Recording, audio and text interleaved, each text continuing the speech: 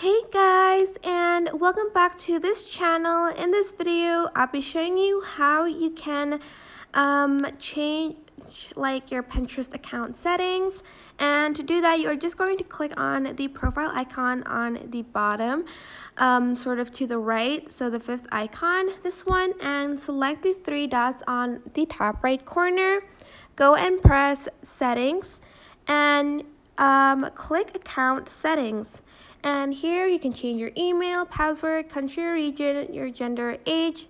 You can even enable the sounds from the Pinterest app or disable it. You can even convert your account to a business account, and you can deactivate your account here or even delete your account.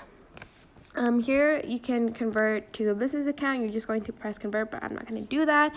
But yeah, that is basically how you can sort of edit and add stuff to your account settings. I hope this tutorial was helpful for you guys.